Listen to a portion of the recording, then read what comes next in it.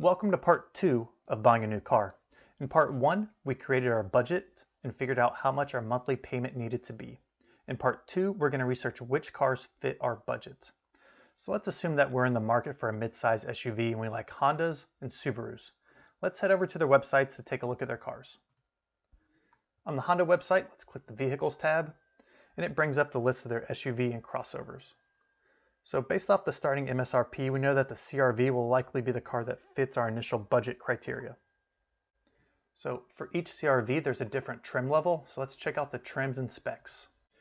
So the LX is the entry level, then the EX, the EXL, and then the Touring. So for example, on the EXL, leather seats come standard. Now it's important that you come up with a must-have for features that you want in the car. For us, that's four-wheel drive, heated seats, and a push-button start. Something that we would like to have is the power liftgate, and something that we're just not interested in is leather seats. So once you have your list of must-have features, click on the full specs and it will compare each trim level. So since we don't want leather seats, we can take out the EXL and Touring. So the EX does offer heated front seats, although neither offer powered tailgates.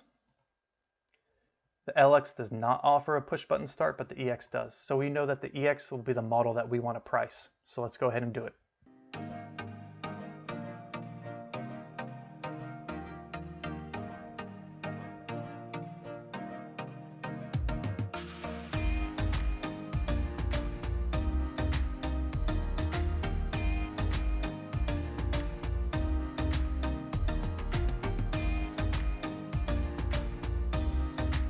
Okay, so the total MSRP as built will be $30,535. Keep that number in mind.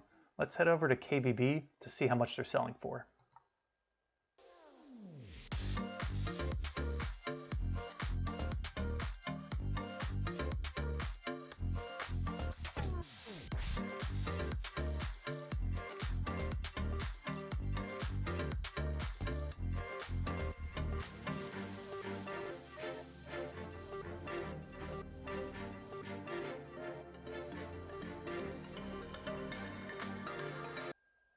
Okay, so it says that the MSRP for this one is $30,535.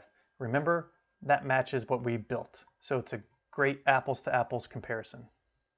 So the fair market range is $28,000 to $30,000, with the fair market price being about $29,000. So let's go ahead and just say $28,000 is going to be the low end of what we're going to shoot for. Let's go over to TrueCar to see if they have any additional market research. So on the TrueCar website, go up to research.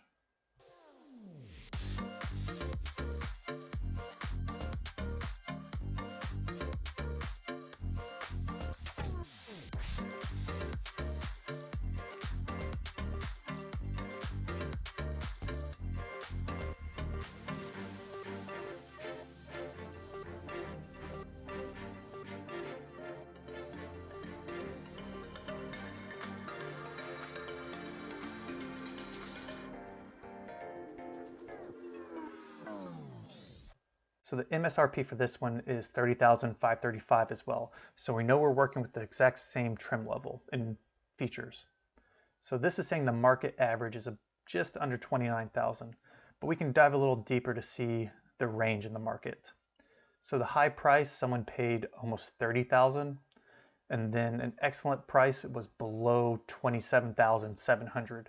So we know the price can be below $28,000. So let's keep that in mind when we're doing our research. So we're going to target for at least the price of $27,500. So let's go back to our workbook. Once we have the fair purchase price from KBB and the excellent price from TrueCar, let's track those amounts in our spreadsheet. The KBB fair price is $28,983. And the TrueCar excellent price was $27,684.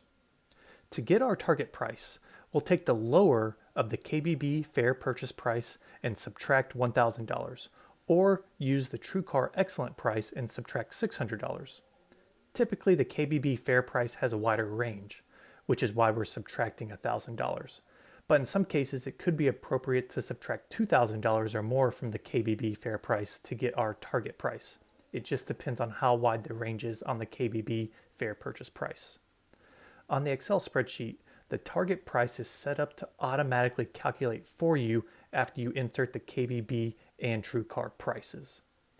Now take the target price and insert it as your negotiated purchase price to run the numbers.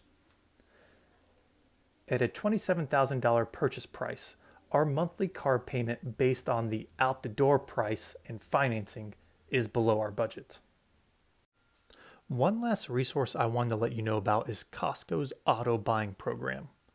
Jump over to CostcoAuto.com. Costco sells everything you need in life from a crib to a casket. And that's not a joke, they do sell caskets, but I digress. Costco partners with car dealerships to give a discount to members on cars. If the thought of negotiating scares you, then the Costco Auto program is definitely for you. Their discount is generally better than just using TrueCar. However, the discounts varied based on which model you choose, with some models not offering any discount at all. Since we're in the researching mode, be sure to call your car insurance provider to get a quote on your new car. This is also the best time to shop for new insurance.